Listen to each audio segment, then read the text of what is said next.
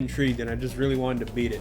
And considering it's only like a few hours before my normal start time, I just figured, I'll just start now. Why not?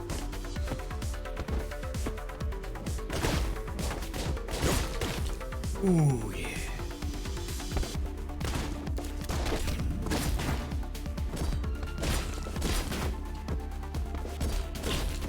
No. Oh, I see you there. Robot, no. Yes, I know. Another indie game filled with meticulous level design that requires quick and precise actions to succeed. But trust me on this one. Much like the depraved wasteland of Fallout 76, there's far more going on here than what's on the surface. Unlike Fallout 76, however, this stuff's actually pretty good. This is Katana 0. I'd have to occasionally glance over at my thing there. Almost there. The window of opportunity is closing. You will need to work extremely quickly. Don't worry. I have drugs. Katana 0 takes the indie approach to its presentation, and by that I mean pixel art. Really good pixel art, mind you. Exquisite pixel art, in fact, but pixel art nonetheless. The setting goes for a cynical cyberpunk style a la Blade Runner. Everything is really shiny and advanced, but when you dig just below the surface, you realize the shine is just a cover for something far bloodier, rotten, and covered in drugs. Basically, it's set in sci-fi Detroit. And then a thing comes in and eats me.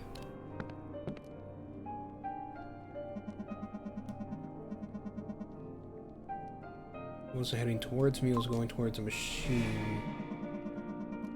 Perhaps a shadow is the operator? Probably a scientist? Yep. On the outset, you play as a mysterious Ronin cosplayer who gets assassination contracts from his therapist/employer/doctor who administers a totally not plot-relevant drug to you before you leave to go on these missions at the beginning of each day. Afterwards, you return to your rundown apartment to drink some tea, pass out, have a foreshadowing night terror, and then return to the therapist the next day to repeat the process. As you do this, however, it becomes clear that not everything is as it seems, and there's far more at play here. There's more to you, your targets, and your abilities than you've been led to believe. Although whether or not you actively seek out the truth is all up to you. Granted, it's not going to give you something totally different, but choosing to simply obey orders will give you a slightly different experience than what I got, where I chose to disobey orders at every possible opportunity, like some kind of little punk secret about Kronos. Nope, it was the dragon. Whoa. Whoa. Whoa. That. Whoa. Okay, that's cool. You can pretty easily guess what kind of game this is with just a few minutes of gameplay. As one of my friends described it, this game uses the Russian method of stealth. That is to say, leave no witnesses. With only a small number of exceptions, whenever you enter a room, your goal is to kill everyone in that room as quickly as possible before moving on to the next room. Your character has precognitive powers of sorts, so he's able to perfectly plan and predict the perfect route to killing everyone in the room while he's listening to music like he's in Baby Driver.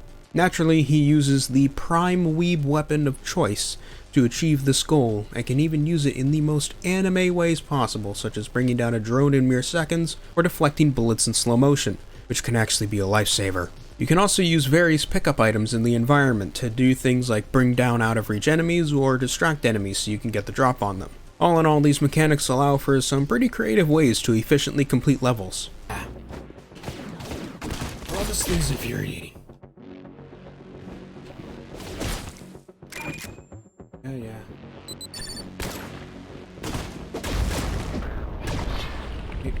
Dodge. Okay. Oh, okay. In conclusion, yes, Katana 0 is in fact another meticulously crafted indie game that's built to test your planning skills and reaction time. But damn is it a good one. And with an incredibly twisted cyberpunk story to boot, I would absolutely recommend this game. This has been TheRatMan, and I will see you all later.